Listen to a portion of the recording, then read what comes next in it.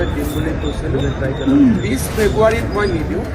10 মাৰ্চত দিম কিন্তু 8,000 টকাৰ জেগা 9,000 সেইটো আপোনালোকে মানে 10 মাৰ্চত প্ৰত্যেকবাৰে অৰুণোদয় পায়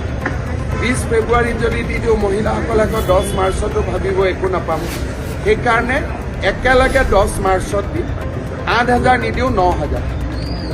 অসমৰ মুখ্যমন্ত্ৰী হিমন্ত বিশ্ব শৰ্মাই অৰুণোদয় আঁচনিৰ অধীনত লাভৰ পৰিমাণ বৃদ্ধি হোৱাৰ সম্ভাৱনা প্ৰকাশ কৰিছে শেহতীয়াকৈ কংগ্ৰেছৰ জ্যেষ্ঠ নেতা ভূপেন বৰাৰ বাসগৃহত অনুষ্ঠিত এক প্ৰেছ মিটত মুখ্যমন্ত্ৰীয়ে এই ইংগিত দিয়ে প্ৰেছ মিট চলাকালীন মুখ্যমন্ত্ৰীয়ে অসমত চলি থকা বৰ্তমানৰ ৰাজনৈতিক পৰিস্থিতিৰ বিষয়ে অনানুষ্ঠানিকভাৱে মন্তব্য কৰে তেখেতে ভূপেন বৰাৰ সাম্প্ৰতিক ৰাজনৈতিক উন্নয়ন আৰু ৰাজ্যৰ সামগ্ৰিক ৰাজনৈতিক পৰিৱেশৰ ওপৰত আলোচনা কৰে ভাষণৰ শেষভাগত তেখেতে মহিলা হিতাধিকাৰীক সম্বোধন কৰি অৰুণোদয় আঁচনিৰ বিষয়ে সংক্ষিপ্তভাৱে উল্লেখ কৰে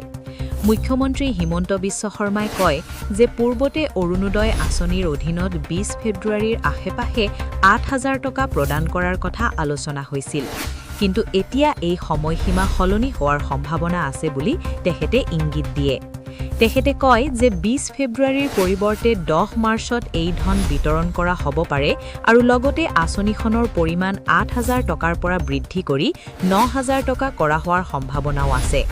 এই ঘোষণা সন্দৰ্ভত ৰাজ্যৰ মহিলা হিতাধিকাৰীসকলৰ মাজত যথেষ্ট আগ্ৰহ দেখিবলৈ পোৱা গৈছে